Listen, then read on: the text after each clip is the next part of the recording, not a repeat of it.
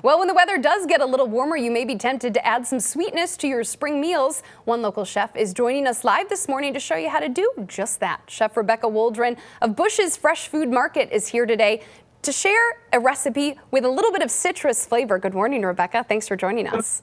Good morning. Good morning. So talk to us about some of the nutritional advantages of using citrus fruits in salads as opposed to non-citrus. Well, you know, citrus fruits are normally associated or mostly associated with vitamin C, and one orange will give you most of the vitamin C that you need in a single day. But in addition to vitamin C, there are a lot of other advantages to using citrus fruits in a salad.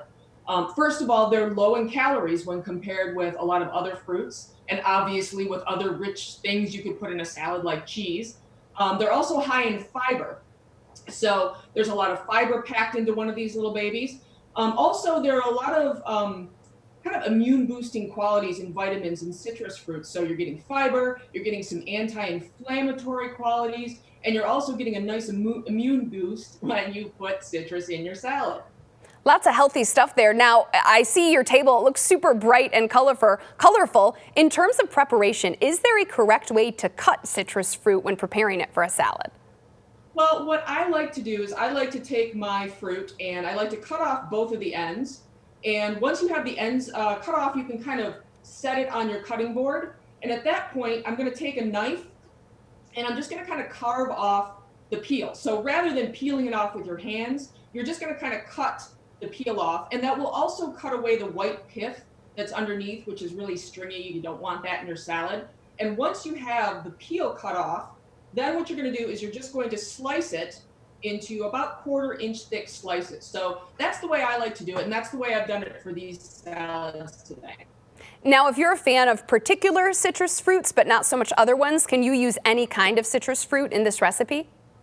Oh, absolutely. So I like to use a combination because citrus fruits don't all taste the same, obviously. So if you don't want something that's too sweet, you want to lean more towards grapefruit. If you don't want to include grapefruit because there's a lot of reasons people don't want to use grapefruit. It interacts with some medications. You can use other citrus fruit. I've used blood oranges, which I adore because they're so beautiful, and some cara oranges, and some navel oranges, and some tangelos. So really, you can kind of go crazy with whatever citrus fruit you like the best. Now, the fruit, I'm sure, is going to be delicious on its own, but for folks who want a little something extra, what about dressing? How do you dress the salad, or do you eat the fruit just by itself? Well, I mean, obviously you can eat the fruit by itself, but for this particular salad, what I like to do is I've taken my citrus fruit here, and Zoom does just not do the beautiful color here justice.